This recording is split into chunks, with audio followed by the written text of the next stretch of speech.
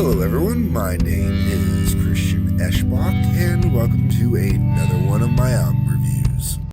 Hey there everyone, this one, while not being specifically an album review, would I guess fall under my album reviews, only due to the fact that I'm gonna talk about multi-disc sets, and I don't mean box sets. I have enough of those that I could talk about box sets to a degree and good versus bad with that.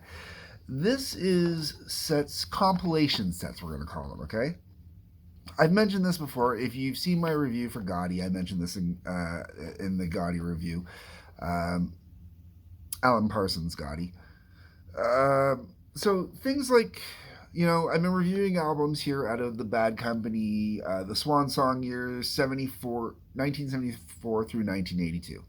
All right, so you got that one as an example, as a set that I'm going to be using here while I'm talking about this. We have Geezer Butler, Manipulations of the Mind, the complete collections. David Bowie's Zeit, 77 through 79, which I've done, I believe I've reviewed every album in this set now.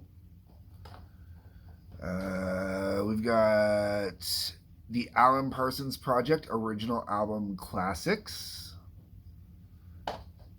And then I've got two different variations, and I have discussed these before as well, as the Iron Butterfly collections. Okay. Now, these are not to be mixed up once again with box sets, because these are not a collection of songs. These are collections of full, complete albums. And in some cases, they have bonuses. Some cases, they don't. What I want to talk about here is I want to talk about the good, the bad, and yeah, we'll go from there. Okay, so this is an original albums. This is an original albums. This is an original albums. One of the problems I have with these original albums is the way that these slide in there, because as you just saw, I picked up and the whole thing just kind of went flying out. The side packet like this is kind of nice, but at the same time, if it's too loose, everything just flies every which way, which kind of sucks. Pick up stuff off the floor here now. Okay, moving along. So that's something I have as a complaint about both of these. Now, these three sets in particular all use a very similar format. The one thing I like about this one is a open and closing box, so you don't have the disc flying out problem. Now, all of these discs, though, every last one of them, whether it be from the Geezer Butler set, whether it be from this particular Iron Butterfly set, or whether it be from the Alan Parsons set, they all have just the simple cardboard sleeves for each individual album. Some cases it works out well. For example, Iron Butterfly, we're going to use the Ball album here, okay? And the Ball album, actually, you know what? We're going to do one better than using the Ball album. I am going to bust out, where is it? The Heavy album. And the reason why I'm going to do this is I can show you another example of the Heavy album. So that's the Heavy album out of that set, okay? Front, back, and slippery little devil jumping out of my hands. All right, sorry about that, folks. Okay, so there's the front, there's the back. Okay, that's the Ball album. The flip to this is the actual CD, individual CD release, which I bought years before that set was available. That's the front, that's the back, that's the inside.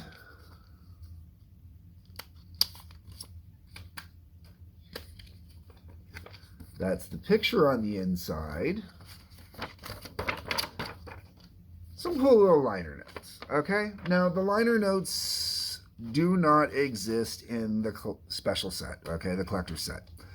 So in that instance, buying the individual disc is better that way, and I have the special edition Inagata Davida as well, so I'm an Iron Butterfly fan, okay? So I ended up having to buy this set because certain albums were not available as single albums anymore, and it was way too expensive to buy them. It was cheaper to buy them in this set and just now own certain discs than it was to go out and buy them individually and pay a fortune for each individual one. Okay.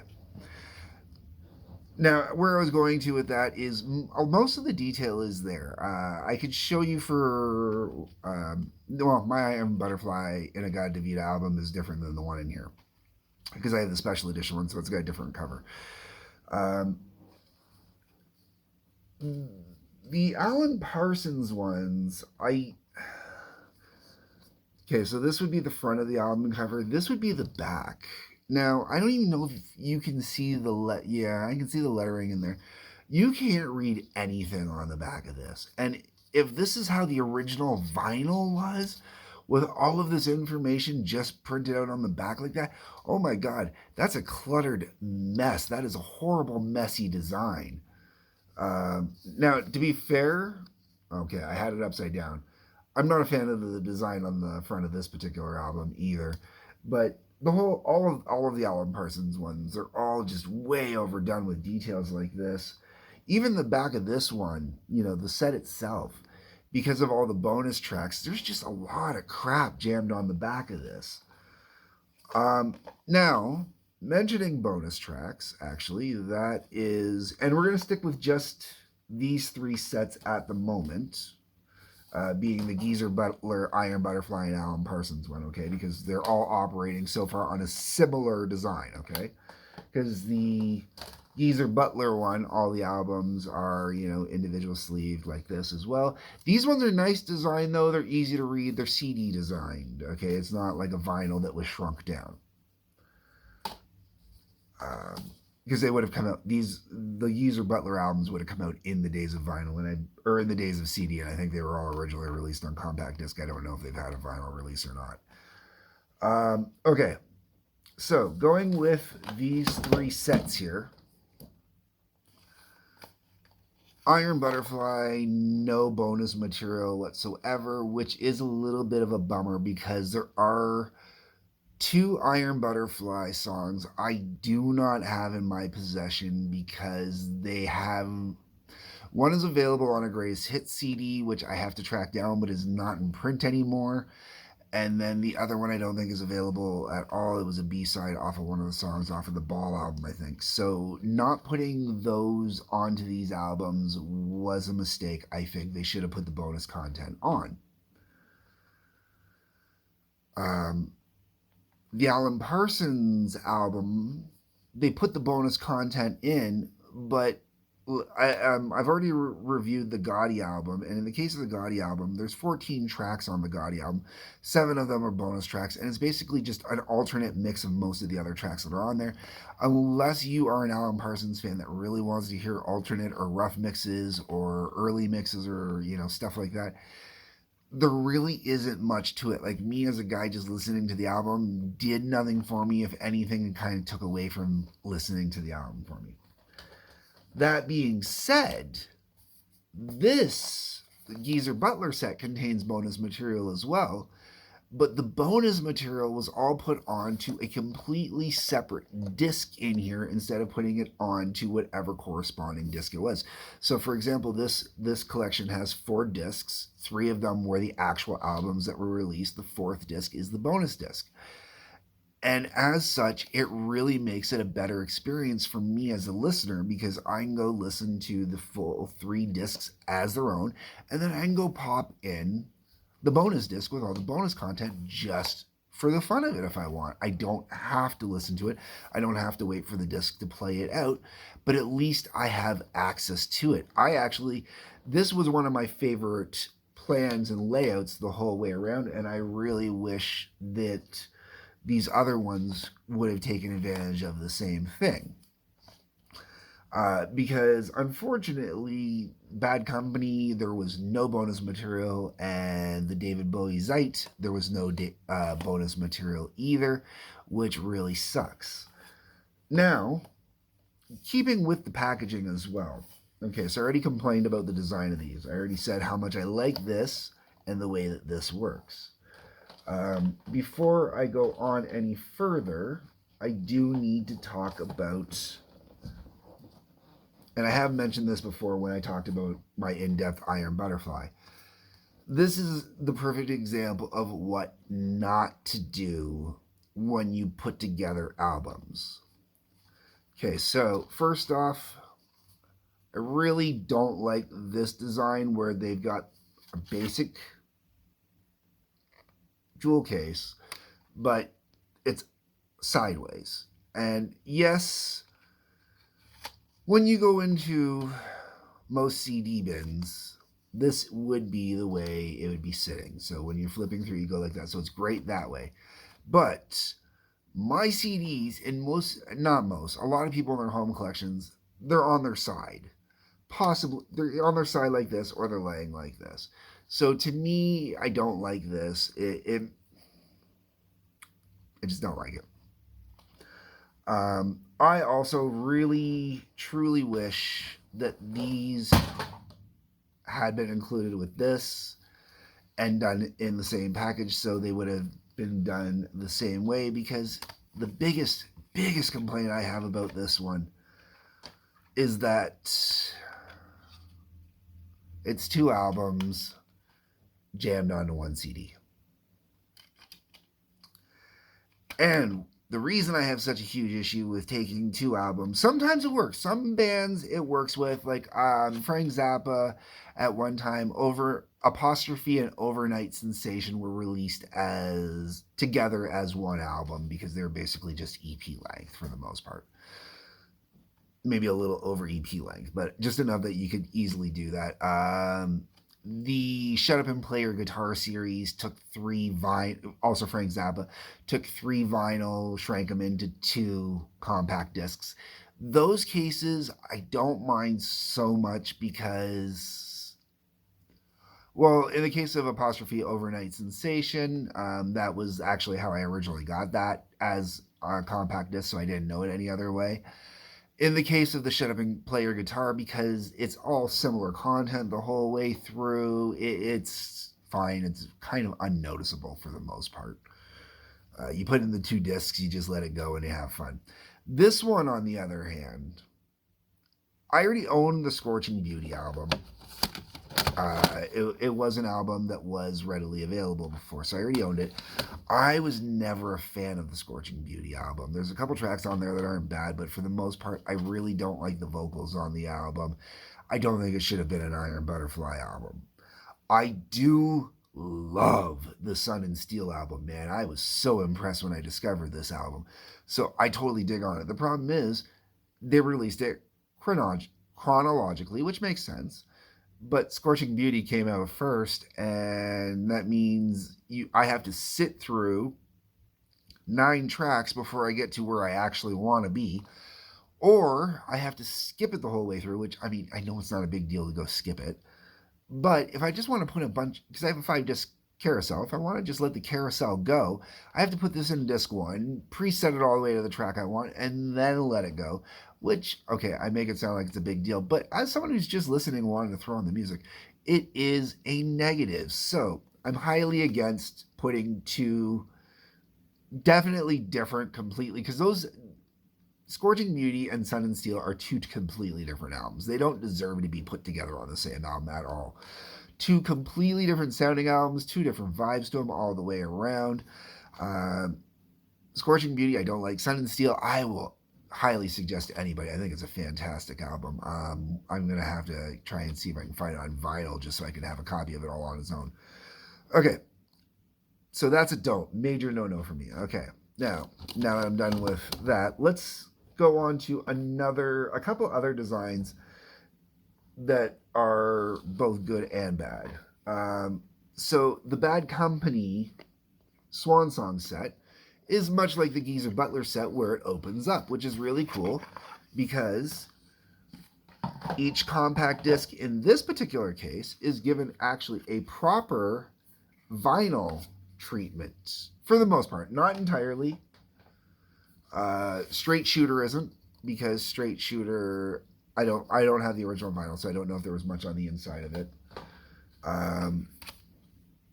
This Burning Sky, you know, so you're getting some good, proper vinyl representation, which is awesome to me. Okay, that it really is great having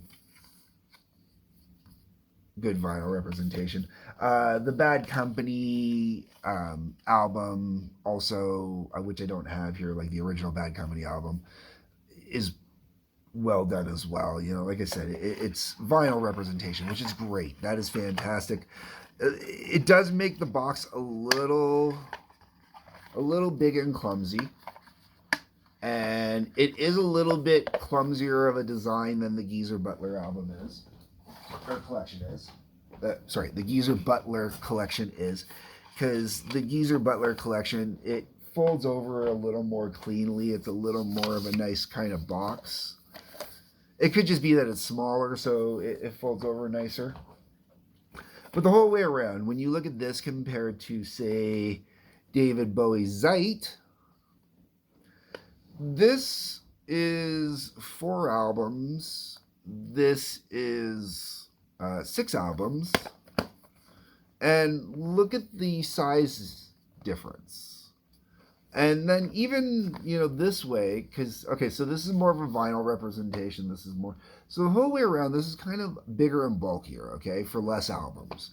Technically, there are 5 discs in here, not 4, because one is a double. But these are done more in the classic jewel case CD look. And that is cool because I don't think they skimped on any of these. They were all done up really nicely. But to me, that's what it is they went together in the warehouse and went, well, we've got all these copies of this album that just aren't moving. Let's go print out this box and just go throw all the jewel cases in it. It doesn't feel like it was an actual put together set. You know, it was just kind of, we have all these, let's put all these in here and move them at this price because now they'll hopefully move. So, am I against this? No, because you still get the booklet. You know, like, it's a proper CD. So, you know, let's look at the Heroes album. And, you know, you pull it out. The CD is still well done. It's an actual design CD. You got a proper booklet inside of it. I'll be honest, one thing I should have done when I did the review for all the Zeit albums is I really should have gone through and done a review of all the booklets as well, because the booklets were well done. They're a pain in the ass to get out. My God, that was a pain in the ass to get out. But the booklets were decently done. You got the lyrics in there. You got, you know, different photography in there, which is cool. And they did that with all of those. And by doing the jewel cases, they actually get to do bigger booklets for all of them, which that's really awesome. You know, like if you do these remaster CDs with these remaster booklets to go with them, you might as well include all of it in there, right? You know, give the fans their money's worth. And I do think that I got my money's worth out of this album, out of this collection. I was a big fan of this collection, sort of. Yes and no. Now, the other thing I like about these is, like, this is a specific time period for Bowie. So you can explore a very specific time period with this, which is awesome. In the case of the Iron Butterfly albums,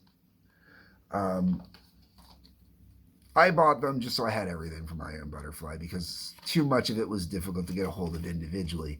If I could have bought them all individually, I would have bought them all individually because I already had some of them individually. And like I said, there is no bonus content in here, whereas my copy of In-A-Gadda-Da-Vida was the special edition version, which did have the bonus content in it with extras and stuff like that. The Geezer Butler one, this is its own special set in its own.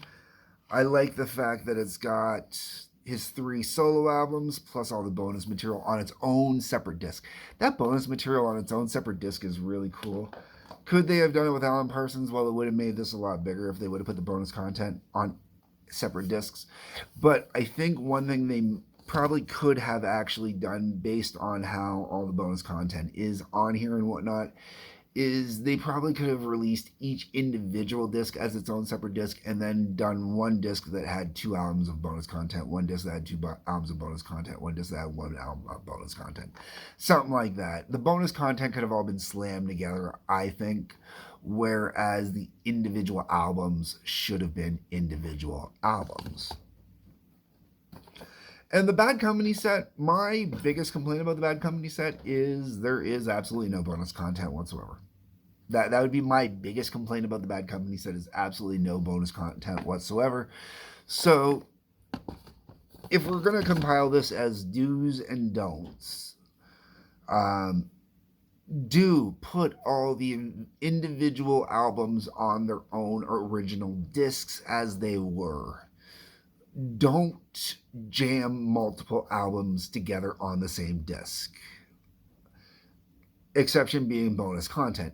Do include bonus content, but don't make the bonus content equal to what's on the disc, and if you are going to have a lot of bonus content, more than just like say 1 or 2 songs, then put those 1 or 2 songs on.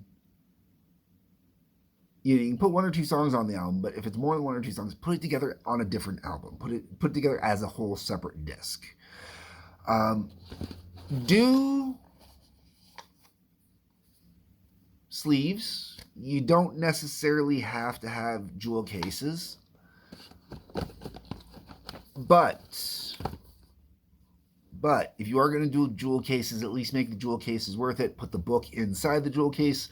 Load up the book inside the jewel case. If you don't have a loaded up book inside the jewel case, it's not worth it.